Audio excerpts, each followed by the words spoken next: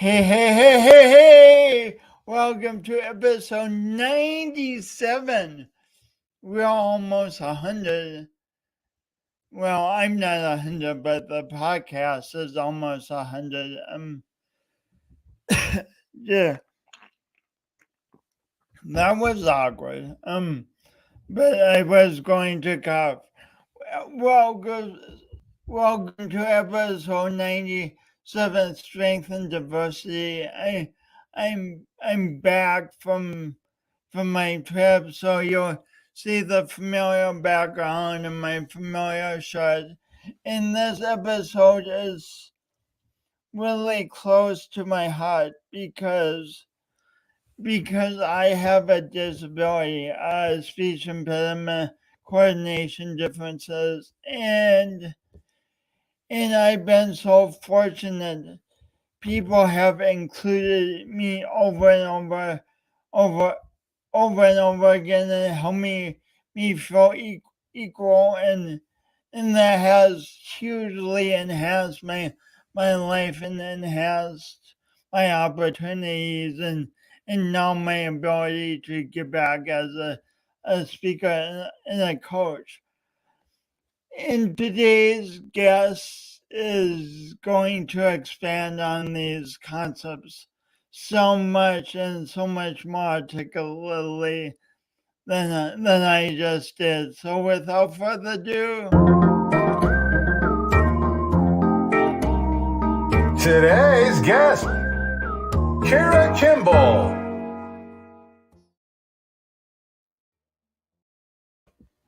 well, welcome back. Let me tell you a bit about Kira. Yes, it's no secret we humans can get mighty awkward sometimes when it comes to figuring out how to respect, be kind, and even be friend and champion people who are different than us. Luckily, we have people like Kira Kimball. Kira serves as Chief Diversity, Equality, and Inclusion Officer for the Marsh McLennan Agency. And that's a tongue twister in my mouth.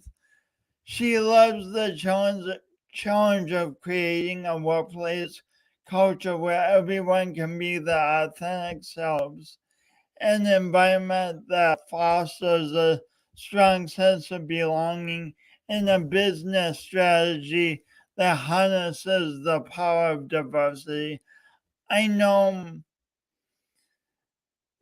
but I've already said that next part. So without further ado, please help me welcome Kira.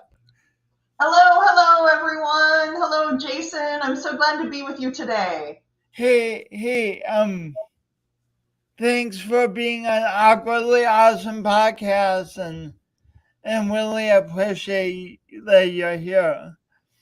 My pleasure. So do you want to start with a really easy question or a really tough question? Easy. Let's ease into it. So where are you today? Today, I'm greeting you from my home office in Sioux Falls, South Dakota. I work fully remotely, so I have the great joy of having a very short commute.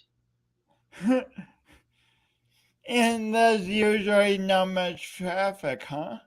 Not very much. I might run into Lance on the steps once in a while, but normally it's easy. Oh, good. So since we got the easy question out of the way, I have a much more challenging question for you. Um, so why do you think we humans have struggled around issues of diversity, equality, inclusion, basically throughout recorded human history? We have indeed. And, for millennia, we have struggled with inclusion. for people who are different than us. And we think as human beings, our evolutionary progress would take us beyond that, but we still fall in that trap. And when I really think of that, Jason, I think of this from an evolutionary perspective of fight or flight as an example. And when we think of fight or flight, often we're not feeling safe. We don't have experience with something that we might be fleeing. We don't have competency around it, language to use in comfort. And that difference makes us feel uncomfortable. And sometimes it makes us feel unsafe. And again, that's based more on how we're feeling than when we think about the other person or the other individual. So a lot of that we think is being protective of ourselves, when reality, difference is something that can be celebrated, that we can lean in with curiosity and interest is growing as a human being. And in my instance, leading an organization on this journey, growing as an organization. So, from an evolutionary perspective, a lot of it is that feeling of, I'm not equipped. I don't know how to navigate this individual or this conversation. Also, Jason, a lot of this has to do with our egos.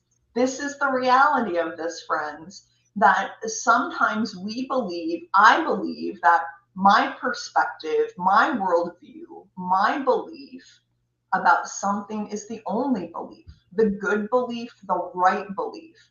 So when we think about diversity, and diversity is about celebrating difference and understanding that my worldview or the lenses that I look at life through are not the only lenses out there. And that there are multiple ways to experience existence as a human being, multiple ways to believe, to live one's life, characteristics that we have as humans. So when we put our egos in the back seat or in the rear view mirror, if you will, and recognize that there are multiple ways and paths to successfully living as humans, that would also help us. So we have to make our ego a little bit smaller to recognize both and not either or.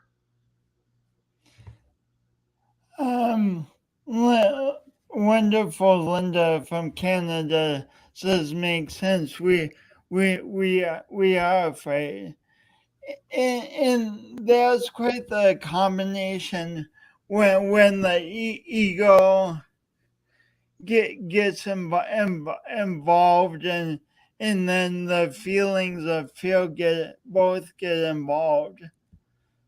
How do we start to peek through the ego and the fear that can be so intense and so pervasive within us? Well, oftentimes, Jason, that means leaning into being curious. One of the superpowers that a human being can have, and wonderful characteristics, is when we encounter something different from us, that we don't lean in with judgment, we don't lean in with suspicion, but instead we open our eyes to being curious and genuinely interested in learning more and having understanding, having empathy, extending compassion, other really important characteristics in terms of advancing us as human beings.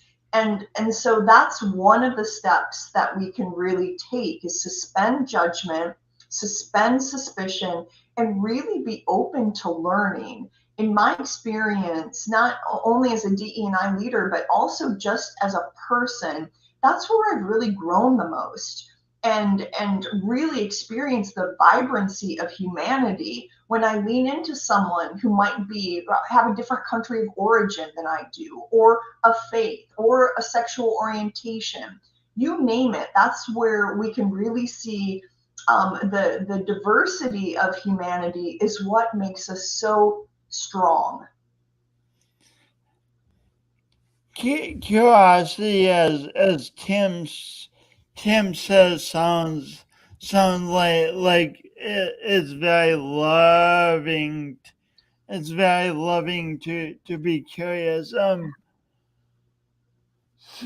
But so often As you say this, it occurs to me so so often when I encounter a person with a different nationality than me, or different look, or on down the line, I think I should already really know the answers. That I should already know what to say and what not to say. Oh, that's a lot of pressure that we can put on ourselves as human Well, beings.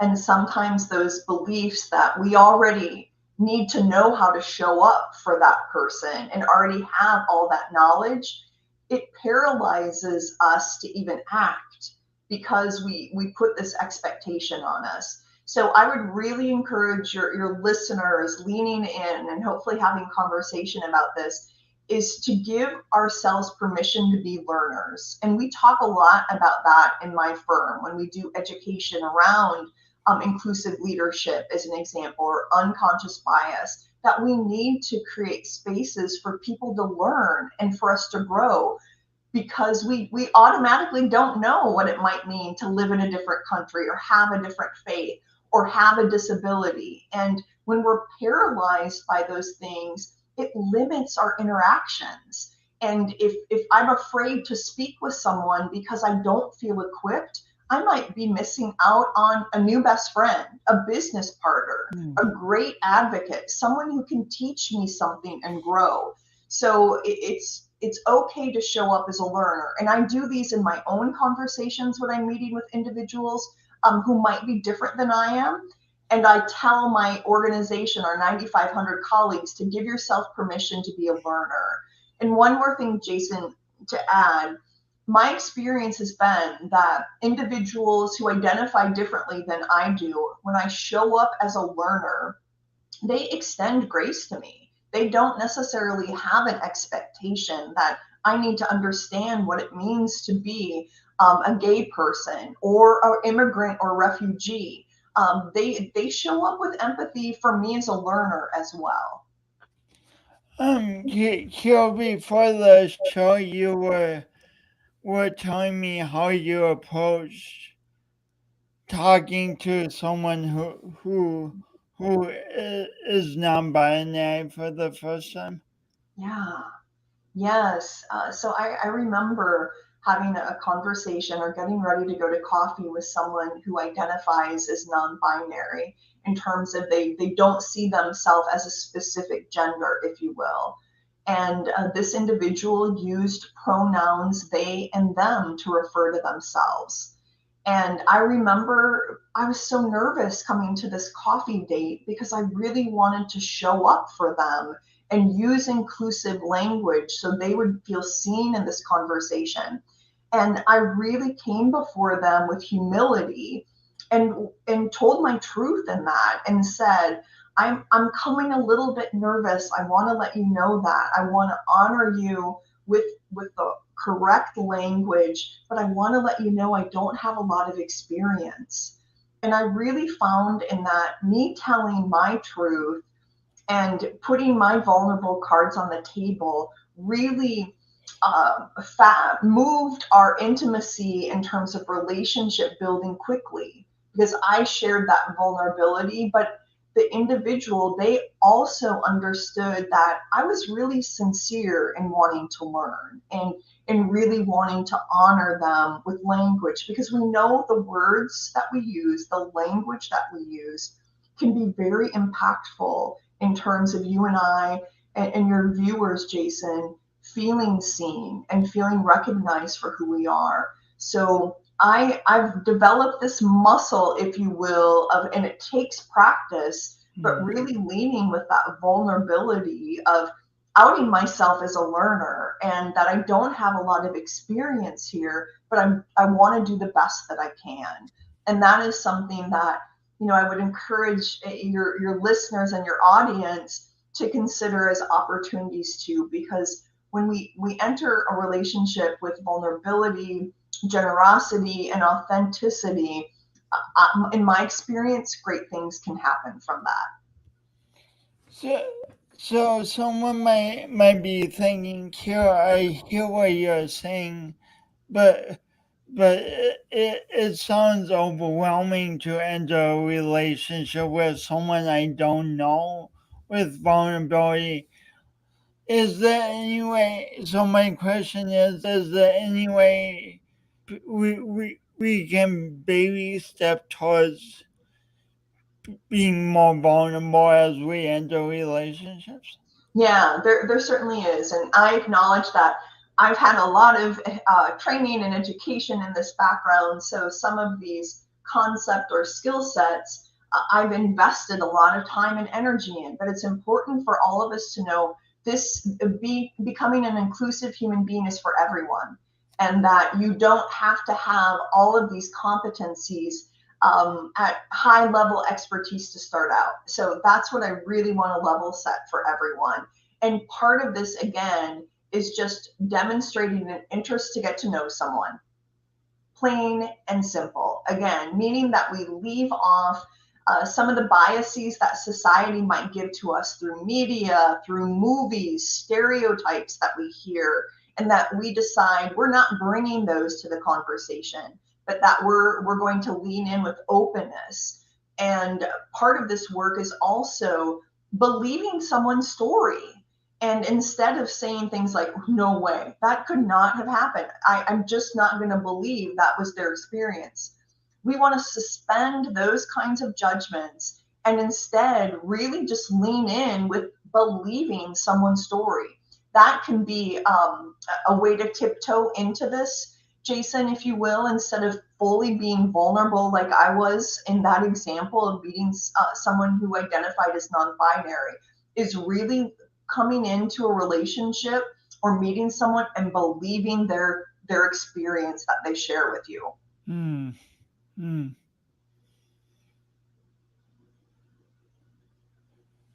Um. So,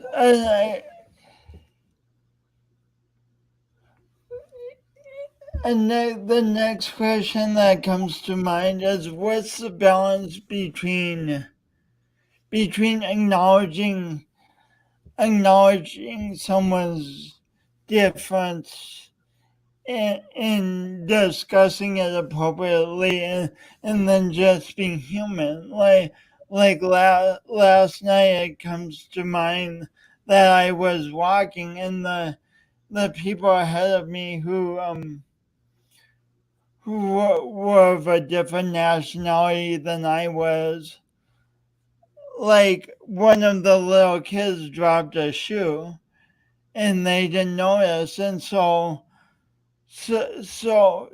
I didn't say anything about, let me know about your nationality. I just said, hey, you dropped a shoe, and they thought that was really kind because they didn't want to get home and the kid had one shoe. So what's the balance between like just being everyday normal conversation and really acknowledging someone's difference? Well, I mean, your example of kindness, that is something that we need in our society, no matter how a person identifies, similar or differently than we do. So, those kind of human being, kind of humanity centered behaviors are really critical. And it doesn't always make sense, in terms of the interaction that we might have with an individual to call out something that we would want to learn about when it's a shorter interaction. Certainly just showing up as a human being makes sense. But we know that, and especially in the places where I try to influence, which is workplace, we know that inclusion and inclusive behaviors can impact a person's opportunity.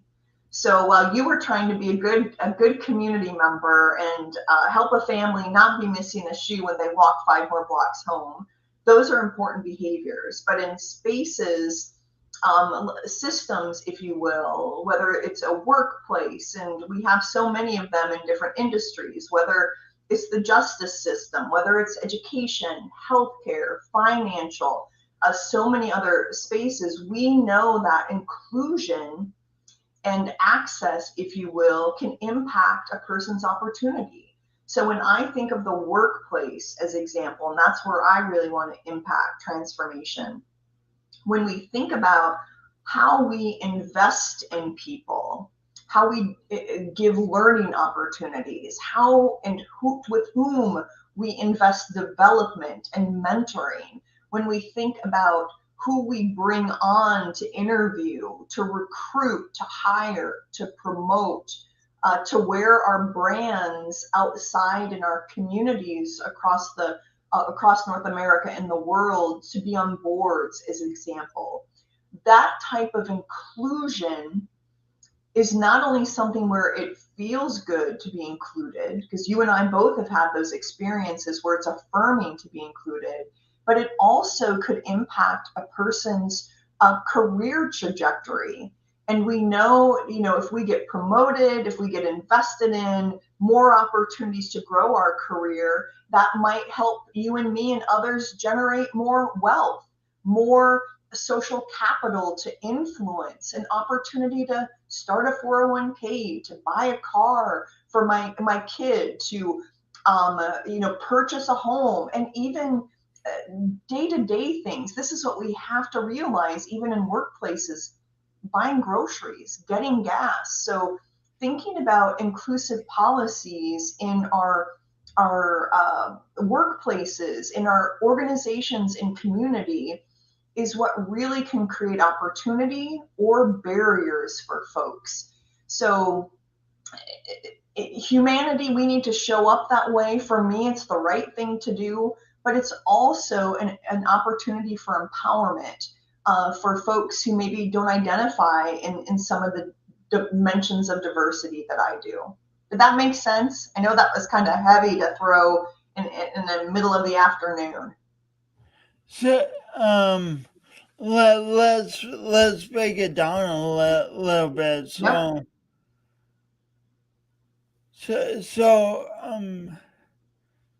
Say a person who's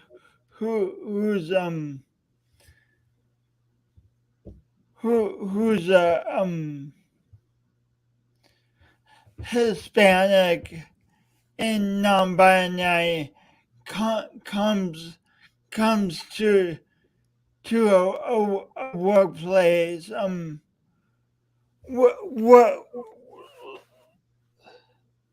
What could the person interviewing that person? What could the interviewer do to be inclusive, and versus what could they do to be very divisive and very discouraging? Great Does that question. make sense? It does make sense. And when we think of creating an inclusive interview process, it is important to recognize the individual. And for example, if a non-binary person came in and when they introduced themselves, they said their name and they said, and my pronouns are they, them. An inclusive interviewer would say, it's so nice to meet you. My name is Kira Kimball and my pronouns are she, her. So that example would create an atmosphere for the person who's having the interview to say, okay, this organization has some fluency. They have some understanding. I feel affirmed as who I am because Kira echoed back to me her gender identity identifiers, if you will, my pronouns. So that would be an example.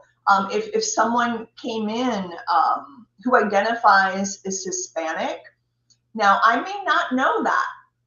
I mean, that's really important for us to know as well, is that sometimes we make assumptions about people because of a name that they have, because of a skin color that they have, if you will, and we might get that wrong with assumptions. So I would want to be cautious as an interviewer until that person might share that part of their identity with me. Because I don't want to make the wrong assumptions, if you will, about a person. So if this person who could be Hispanic came into my office, as an example, And let's say they started talking about Hispanic Heritage Month, which happens to be in about a month. It begins on September 15th. A great way for me to be inclusive about that might be to say, because our colleague resource group, Colores, is actually putting together some great education for our colleagues around this month. So that would be a way for me to show up for that individual and let them know you can bring your identity to work here. We're excited about it. We're going to affirm it. That is an important thing. And I will tell you, Jason, more and more folks who are looking for new jobs and new workplaces, they're actually asking these kinds of questions to employers, saying, how do you show up with your DE&I in the workplace? What do your commitments look like?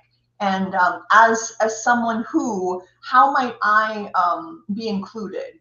So I think job seekers are calling workplaces and organizations to account for their commitment. But those are just, a couple examples of how we might want to be inclusive.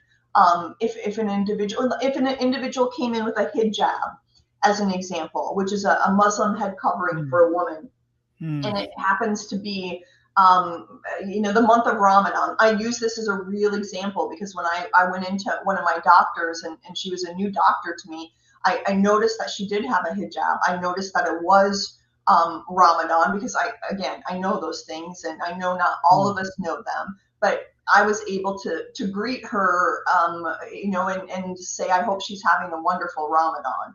And I know that perked up. That again, I acknowledged and I had some responsiveness to her culture. And again, I acknowledge that I've got some education around that, but there are some small things that we can do as people.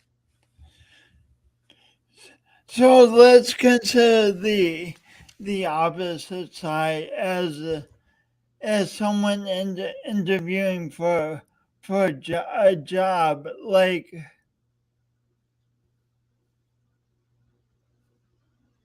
let's just use me as a quick example. Say I'm interviewing for a job, and it's very apparent once I open my mouth that I've got a speech impediment. Does the inclusive interviewer acknowledge that in any way, or just not acknowledge that?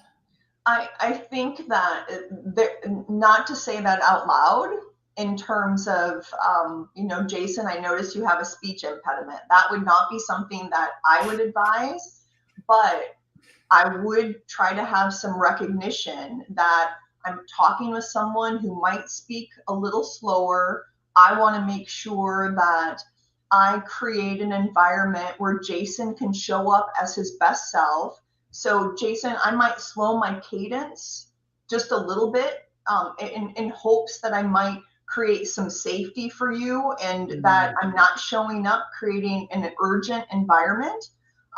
But I wouldn't call out, someone, whether they are showing up with a wheelchair, having a speech impediment. If someone is coming in who maybe is hard of hearing or deaf, my hope is that they would indicate that someone who's going to sign or help translate that conversation would be helpful, so I can set them up for success in the interview. But I would really only engage you if you engaged and brought it up. So that's the next question. As an interviewee, what could I, as someone with a disability, do to make the situation more comfortable? Well, first I would say, Jason, that's not your responsibility. It's hard enough to come in to do a job interview, right? I mean, we're on the hot seat when we're interviewing for a job, and it is not the person's responsibility who has a disability or who does not have a disability to make the interviewer comfortable. So take that pressure off your back. That's really the role of the person who's inviting you into interviewing for a position. It's our role to make sure the candidate that we've invited to interview has the best environment for them to show up as their best self. Because think of it, Jason. If I'm interviewing you and you are the best candidate for this job, I want to make sure that I create a space for you to show up in that best way. And Yeah. can I talk a little bit about an example I use when I talk Yeah. about Yeah. Please. Please. so when I talk about perceptual shortcuts that we sometimes make as human beings in terms of our unconscious bias, we look at human beings through a very distilled lens. Right now, you and I are talking about disability. So if we just look at a person through the lens of disability, and the example I often use is Dr. Stephen Hawking. And Dr. Stephen Hawking, a world-renowned astrophysicist, huge, big brain, right? But if we look at Dr. Hawking, and I know he's no longer living, but if we looked at Dr. Hawking and we knew that he was very physically infirm, had a wheelchair, if we looked at him and made assumptions about his cognitive abilities, we would have gotten it all wrong, absolutely wrong. And that's what I talk with my team about, that if someone presents with whether it's a speech impediment, a physical disability, mental depression, anxiety, a hidden disability, that we can't make assumptions about their cognitive ability. Because if we did that with Dr. Hawking, we would have missed out on huge innovation in physics in our whole society. And the whole idea that other scientists came around Dr. Hawking and created other adaptive technologies so we could get his big brain out in the world.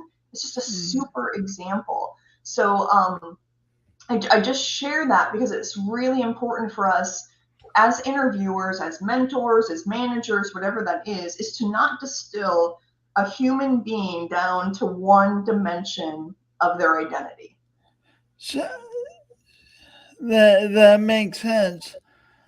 And sometimes the assumption happens so fast. Like I'm very aware that someone might hear my voice and instantly think anything from he's drunk to to he's mentally impaired, just instantly. Like so when we make those instant assumptions, what are some ways to notice those and then take a step back Yeah. from those? It is such an important question, and it is such an important skill and mindset for leaders of people to develop. And that is something that we've been really intentional in my firm and in the community. I do a lot of education around unconscious bias, and the idea is to first acknowledge we all have them. We all have unconscious biases. We all do the 0 to 60. So to try to humanize, 0 to 60. That's yeah, a great way to put it. 0 to 60.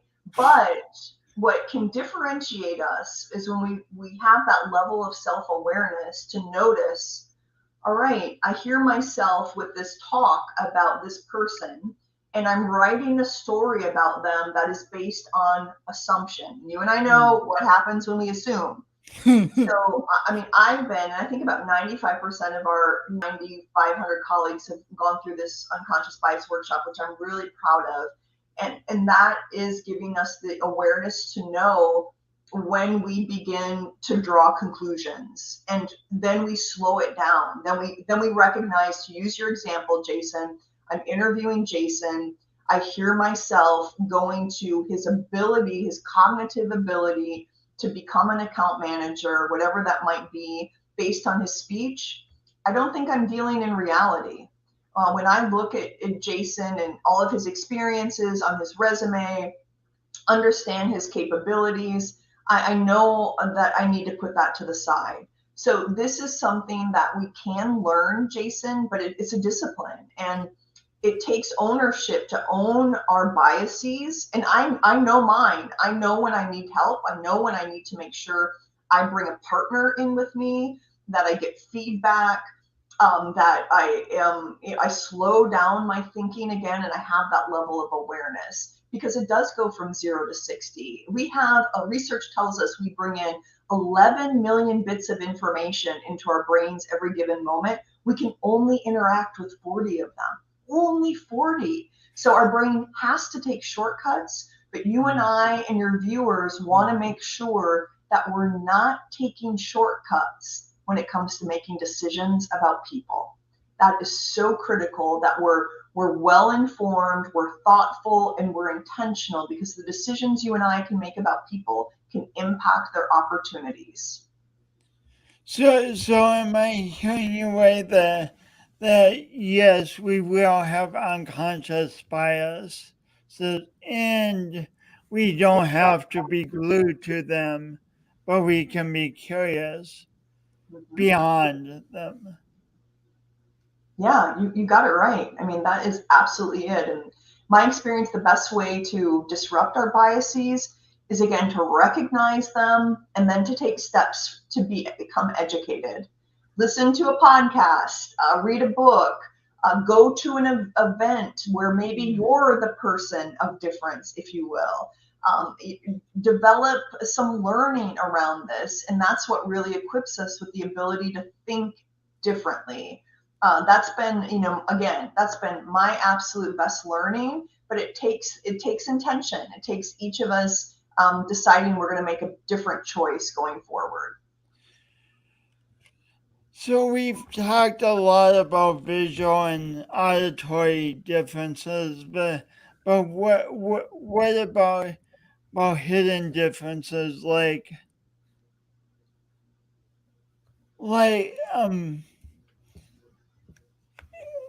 as a coworker, how would I support someone who I how would I support a coworker who I have a sense of struggling with mental health issues of some Yeah. type? What should I or shouldn't I do, or should I just ignore it? Or Thanks, Jason. I appreciate bringing up mental health, because I do believe it is part of our diversity. And in the time we are in our society, we know that 1 in 4 of us, 1 in 5 of us is struggling, and it's so critical one in because four, 1 in 5, that's a high percentage. it is. So your question about how can I support a colleague is really critical, because we know we bring these things to the workplace. When I had, I'm in my 50s now, but when I was in my 30s, I had a terrible bout of chronic depression and anxiety, and it took me out of the workforce for 2 years on long-term disability. It was a horrible time in my life, but it's become part of my identity. And I'm so glad I'm on the other side of that. And I can say when I went back, Congratulations. thank you, I appreciate that. But Big Jason, deal. it really is. And there's so many people who suffer and suffer in silence. And when I went back to the workplace, I was so afraid to share that part of my identity, because I was fearful that my new workplace, my colleagues, my bosses might judge my ability, or judge my follow through or credibility, whatever that might be. So I really kept that close. And we know when we cover those things about ourselves, it takes a lot of energy away from me and you and others bringing our best gifts and talents to work. So again, we need to create that environment, and that's what you're asking about, how a colleague, supervisor can show support to someone who has mental health challenges. Typically, that's something that the person is going to have to share, right? For us to completely know that.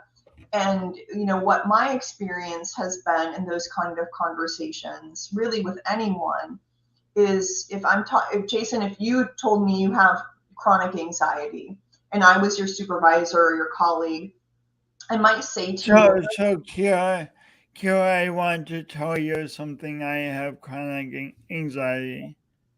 yes, Just for the sake of the exam. great. We didn't need to do that part. I didn't need to say that, but I just did. Yeah, and if that is what you would share, I would share right back with you. Jason, tell me what support from me would look like for you. So Tell I wouldn't me make what assumptions. support for me would look like for you. Yes, I would ask you what that looks like. I wouldn't assume that I know what that looks like. So that's one thing that I would make sure that I would do. If you were a colleague with the chronic anxiety, you might say to me, I don't want my office to be in this, or my cubicle to be in the center, of the office, or I don't want my locker to be in the biggest locker room. I'd like it to be maybe on the end where it's a little bit quieter, as an example. I'm not excited to necessarily speak in front of people all the time, I need a longer runway to plan for that. So those are accommodations that don't cost money for employers. It really is just being genuinely interested in helping colleagues succeed and wanting to create a workplace where all of us can succeed. At MMA, we have some folks who are trained in something called mental health first aid. And these colleagues are equipped with, they're not counselors, they're not therapists, we're not doing that, but they're equipped with some skills around if a colleague may be showing up differently than they typically do, and we're noticing maybe they're less engaged, maybe they're quieter than they are, then they're equipped with maybe having a conversation with them to check in, again, without judgment, but really just making sure that you're okay. So we need to have these conversations in our workplaces, and we need to make it okay for someone to share that they have chronic anxiety, as an example.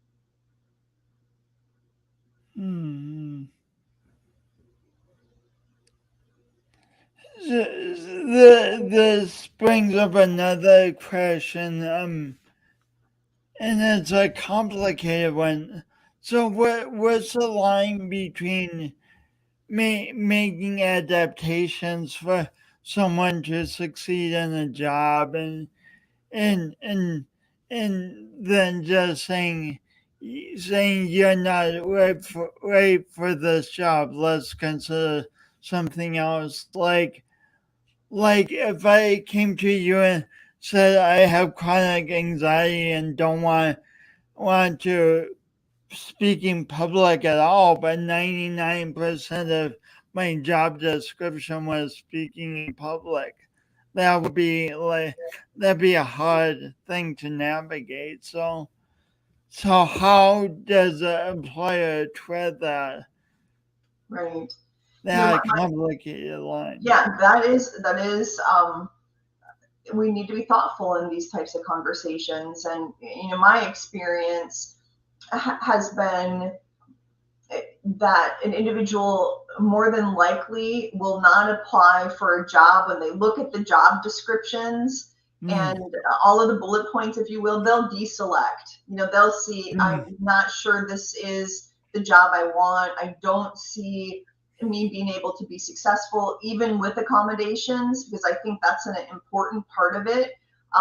If the biggest requirement is you're going to be client facing, again, that's the word I would use in my industry. But a conversation about, would you consider looking at, if you're talking with a recruiter, as an example, the recruiter might say, would you consider looking at some of these other jobs that maybe would be a better fit for you, if you will, in terms of what you want, how you want to spend your day, or what the behaviors that you want to be doing during the day might be. So, but I think the bigger thing is, my experience has been someone would select themselves out or deselect a job that doesn't appear to be something that they would be able to be successful at. If it was 90% public speaking, they would say, that's not for me. That makes sense knowing that you say it. So changing subjects a little bit, what did you learn from talking to 100 business leaders about diversity, equality, and inclusion? Those were wonderful conversations to have in Sioux Falls, and I love the community that we live in, Jason. And my hunch is your Mm. viewers across the country have exciting things that they love about their communities. But when I had this coffee journey, if you will, Coffee journey, I yeah, love that term. it was fun. And what I really learned from business leaders and community leaders and civic leaders is that they think diversity, equity, and inclusion is important, but they don't know how to do it. They Mm. don't know what the behaviors look like, what the mindset really looks like. And that's why, workplaces who have a DEI leader, or it's part of a function, the best practice would actually be to have a leader, or even if you're a small business of 25, sending a colleague to community organizations. Nonprofits do tons of education in this space. It's become more and more important, but I really learned they don't know how to do it. And that's what I've Mm. learned throughout my conversations, that a lot of people think being an inclusive leader means being a nice leader or a good leader. And the reality is, inclusive leaders don't show up as nice. Inclusive leaders are interested in really keenly looking at policies and practices and seeing where they're maybe unfair and they don't create opportunity for all people, and that they really want to disrupt those policies. So that's part of why I love doing presentations and education with other folks in the community on these topics, so we can help businesses to do better. Because it really can be very eye-opening when you think about bias, when you think about how inclusive leadership is different than traditional leadership, what allyship looks like. I mean, this is not just being a good and nice person. Those things are important. Don't get me wrong. I love being kind and I hope people see me as a good person. But the inclusive leader is really going to look at systems within organizations, and they're going to make sure those systems set everyone up for success, no matter how someone might identify. So am I getting it right that you have some challenging conversations in You your have it. role? I do have challenging conversations in my role. There are folks who are so excited about this work that they are 2 miles down the road further than others, and there are other folks who are still wondering, why is this important? We've been doing this way for so long and we've been just fine. Why is this important? So part of doing this work when you want to transform an organization, Jason, is making sure that we bring everyone along. And even though I might want to move faster sometimes in our organization, I have to honor the learner and honor the journey. And because we won't be authentic with this work if we just do a whole bunch of things to check the box. This isn't about checking the box. This is about really doing the work as individuals so that we can impact our organization. So I say to myself a lot, baby steps are still forward steps. And I'm grateful to work for an organization that is really leaning into this work.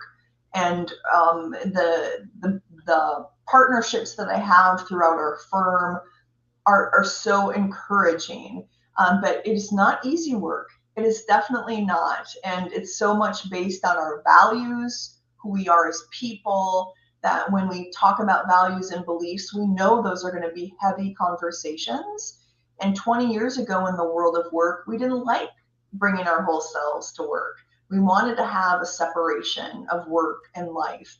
And the reality is, especially the last couple of years with COVID, there's been more of an integration and a blur where we're really being called to find harmony. And those are challenging things to do.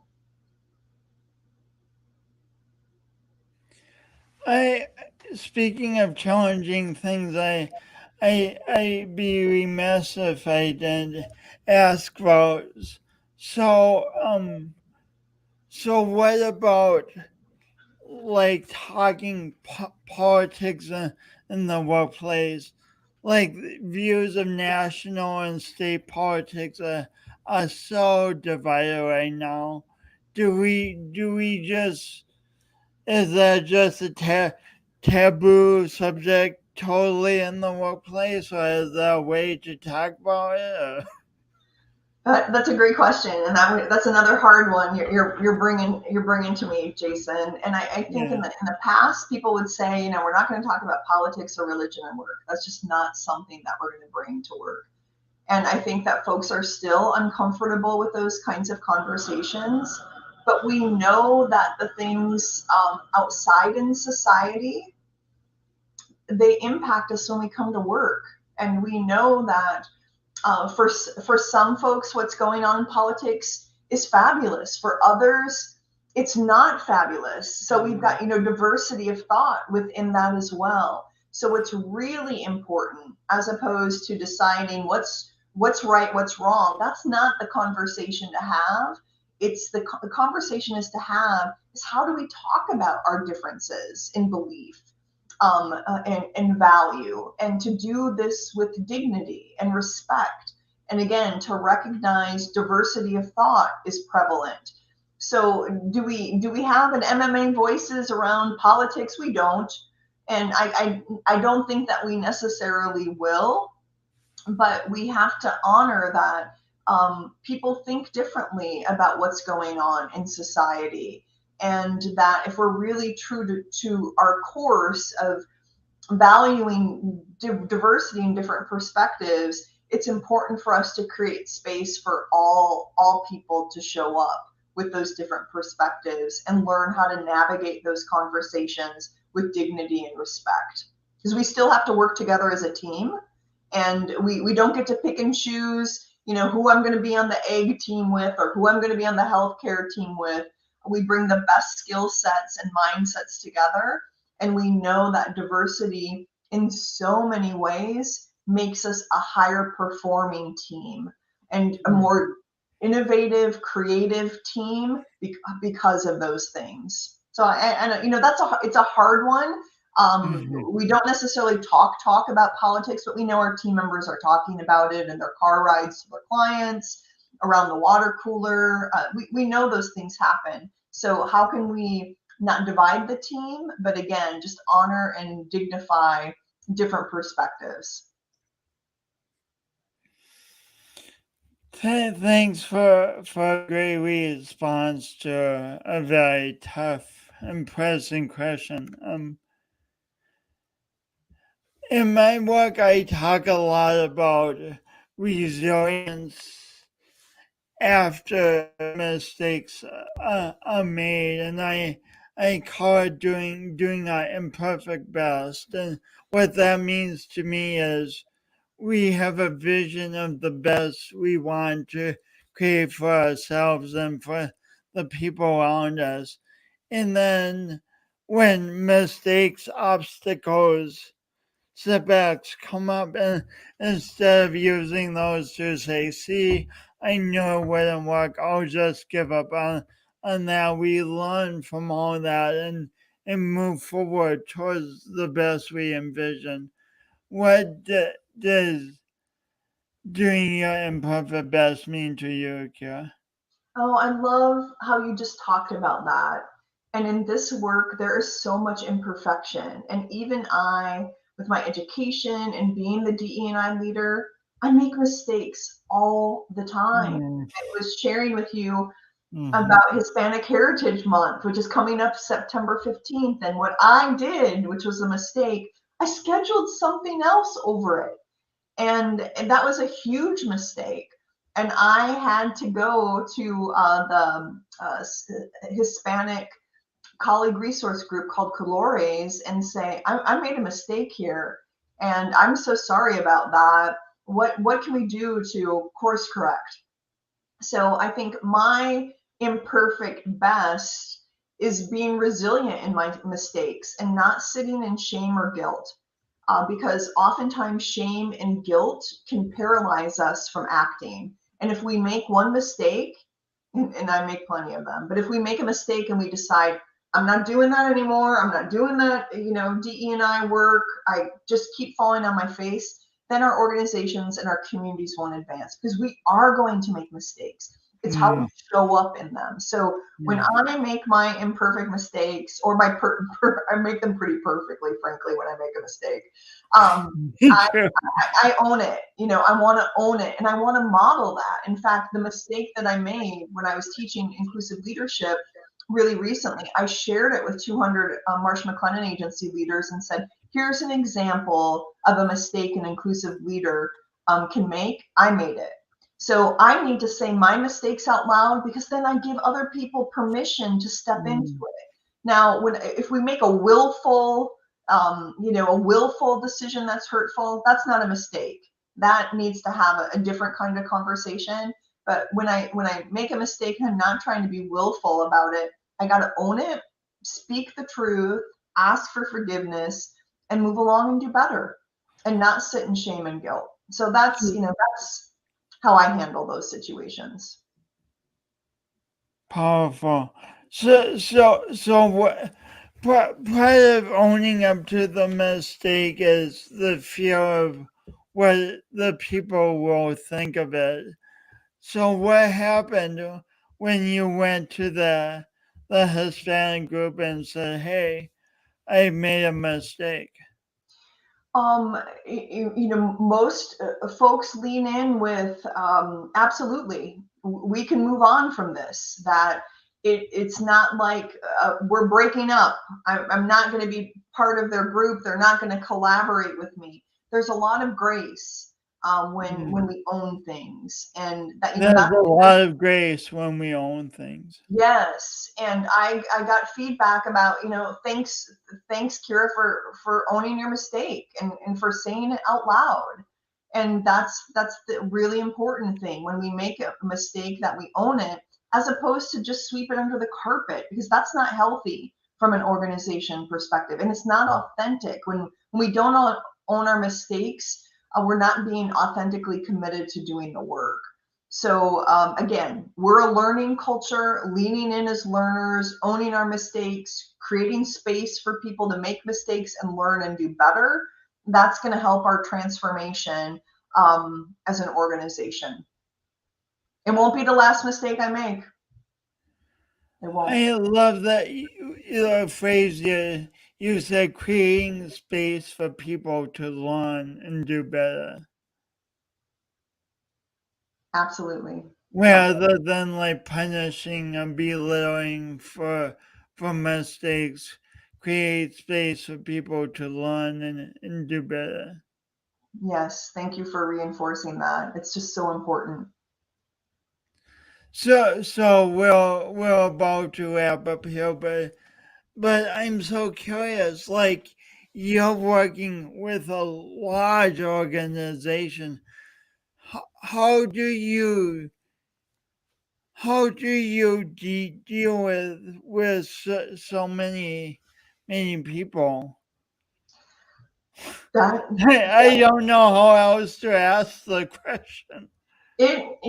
I'm thankful for Zoom. That helps a lot. That's how we communicate and have Zoom. So I meet regularly with our DE&I councils. We have 13 DE&I councils across the United States, and then we have an office in Montreal as well. So I convene with them quarterly. That helps to have that collective. And then we have an MMA Enterprise DE&I Council of about 32 colleagues representing those regions. And they're kind of like the strategy vision people. And then it cascades to the regions and to the locations. And we have that same structure with our colleague resource group. So we have a great framework. That helps. That really, really helps. But when I'm, working from my home office, Jason, it's so different when I'm presenting to 200 people or 500 people compared to if they're all in one room with me. So I think just working from my office makes it a lot easier to do those types of things.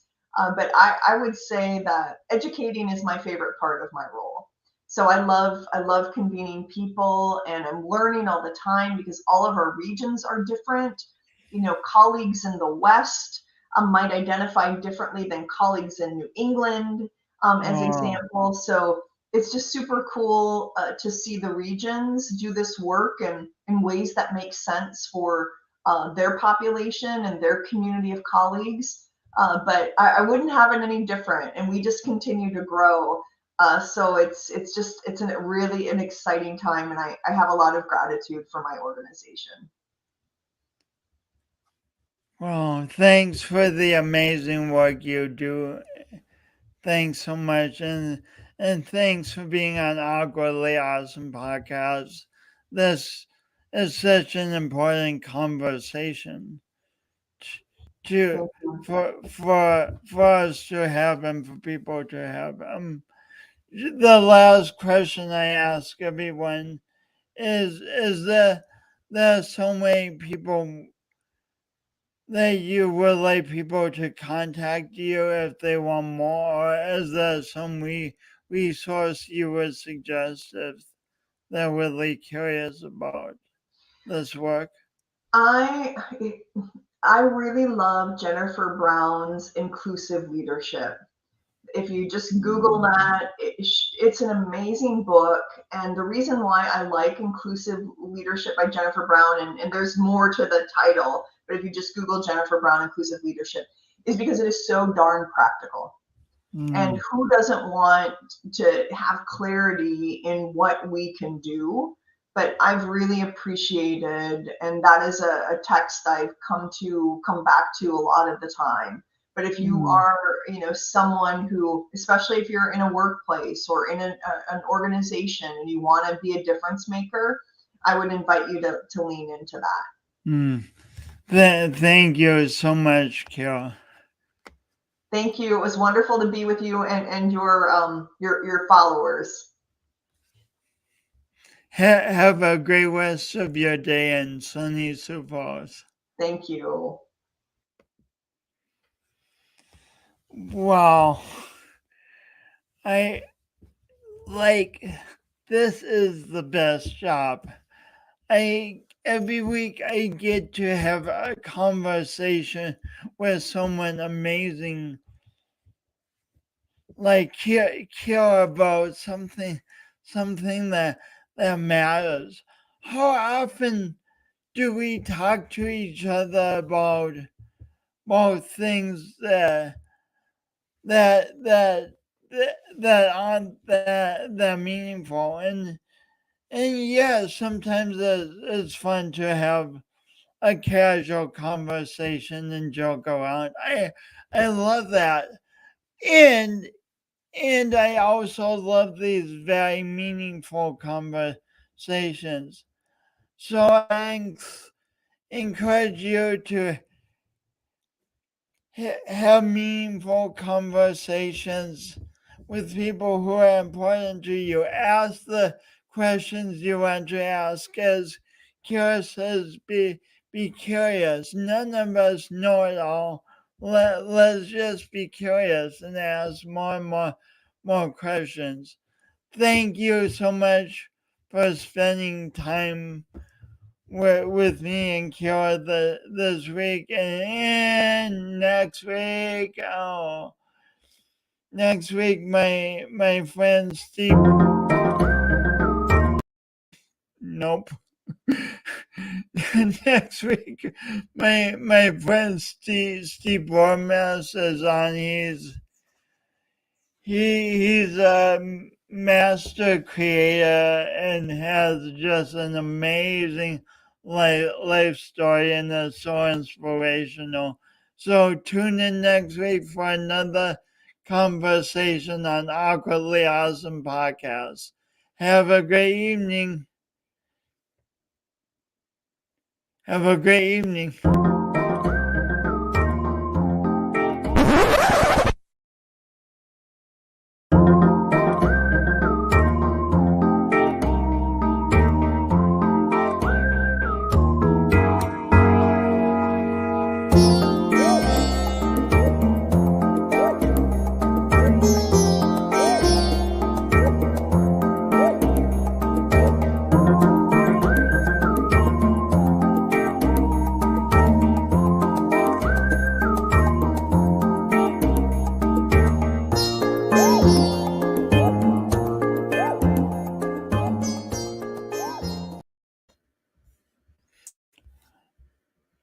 and breakfast. Bye.